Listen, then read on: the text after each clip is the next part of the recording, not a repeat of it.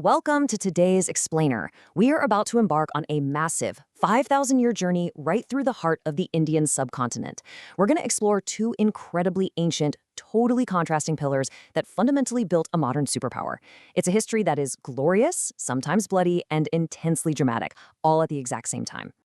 Here's how we're going to break it down today. First, the first urban civilization. Then, Indus life and mysteries. Third, fall of a civilization. Fourth, dawn of the Vedic Age. Fifth, the Vedas and social structure. And finally, the grand cultural synthesis. Let's dive in. Section 1. The first urban civilization. Birth of the brick cities. Imagine it's the year 1920. Archaeologists make a discovery in the Punjab and Sindh regions that literally rewrites world history. I mean, think about it. Well, the ancient Egyptians were just starting to carve out stones for their pyramids, and the very first lights of civilization were flickering in Mesopotamia.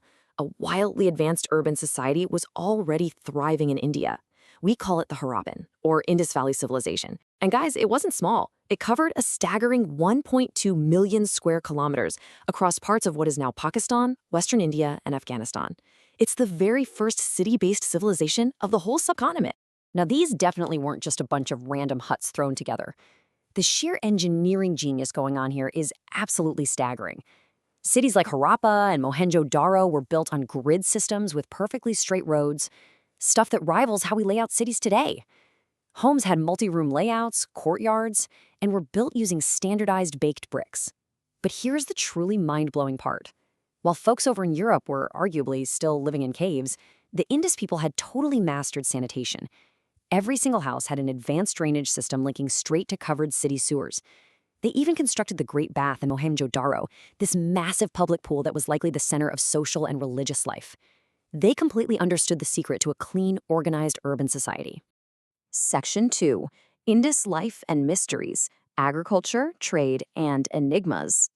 Stepping outside those immaculate city walls, these people were pioneering farmers and highly connected global traders. They were growing wheat, barley, sesame, and rice. But get this, they actually pioneered the production and use of modern cotton cloth. That is an absolute first in human history. They used bulls, buffalo, and camels to work the land. And as merchants, they were total powerhouses, running a booming export economy, with Mesopotamia trading gold, precious gems, and metals, tracking it all using these really unique identification seals. Culturally, they were deeply tied to nature. The artifacts we've found show reverence for a mother goddess, a symbol of fertility, as well as animals like the mighty bull. Some researchers even believe the earliest forms of yoga and proto-Shiva worship kicked off right here. And their art? Just incredible. Things like the famous bronze dancing girl remain unparalleled masterpieces of ancient human artistry.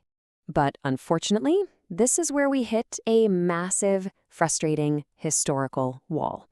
Their written script is made up of over 400 unique symbols. And today, it remains completely undeciphered. Because we literally cannot read a single word they wrote, their deepest thoughts, their religious texts, their literature, and their political records remain one of history's absolute greatest mysteries.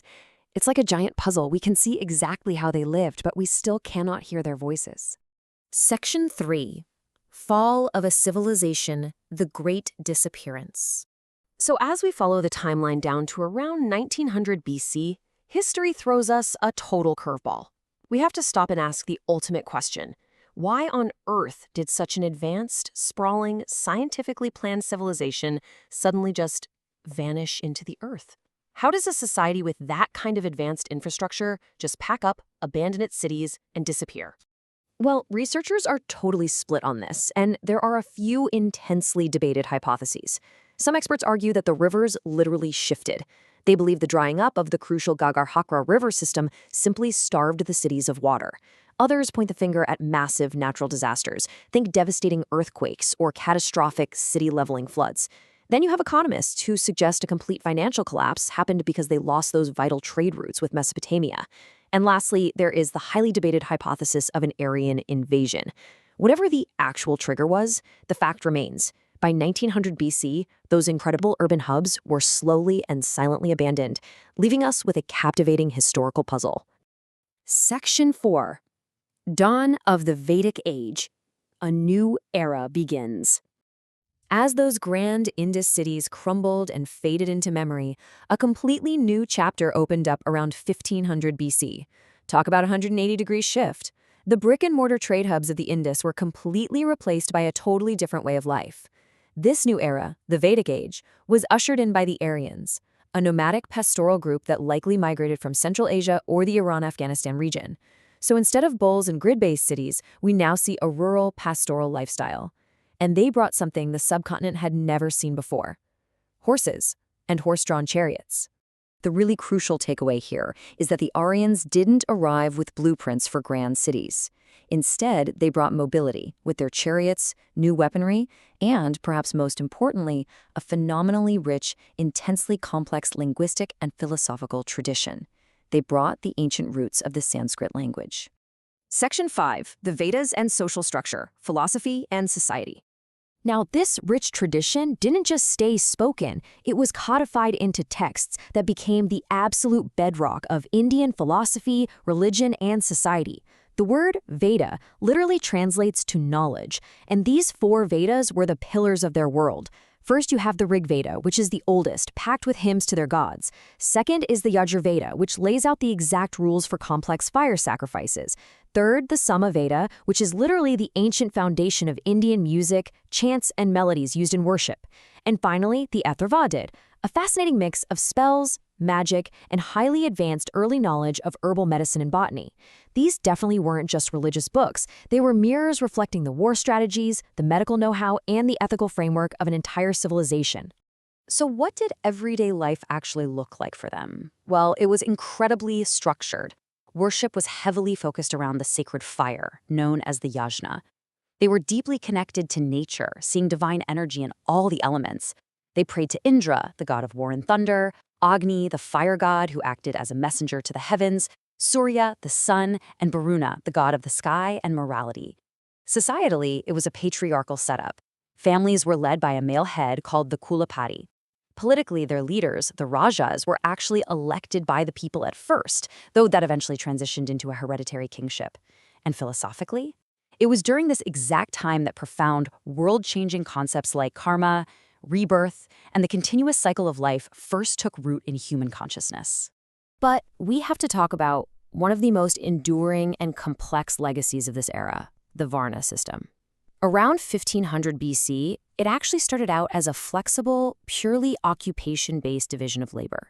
You had priests, warriors, merchants, and laborers based on what you did. But as we moved toward 1000 BC, the system hardened.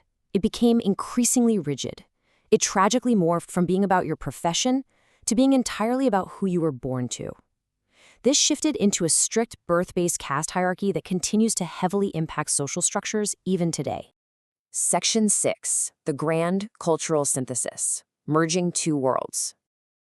History is rarely just about one group showing up and totally replacing another. It's about how different worlds merge. And this era marks the true birth of modern Indian culture. The Aryans didn't just erase what was already there. They actively blended with the local populations, the descendants of the Indus Valley. The nomadic Aryans settled down. They adopted local farming practices, local foods, and local clothing. And in return, the indigenous people absorbed the Sanskrit language, the Vedic fire rituals, and the deep philosophies of the Vedas. The combination of Aryan and non-Aryan cultures created a totally unique societal DNA. It was a spectacular, unprecedented fusion of two completely different worlds.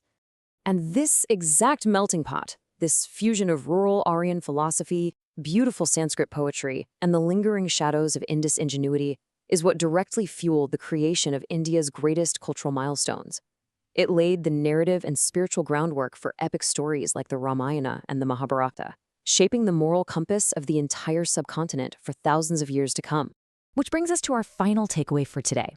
Modern Indian identity is not born from a single source, but is a complex, beautiful tapestry woven from both the brick builders of the Indus and the philosophers of the Vedic plains. History is rarely a straight line, right? It's a profound synthesis. So I'll leave you with this provocative thought to ponder today. When you look at the structures of modern society, the languages we speak, and the philosophies we hold dear, how much of the ancient Indus builder and the Vedic philosopher still lives inside you today? Thank you so much for joining me on this explainer, and keep questioning the history that shapes our world.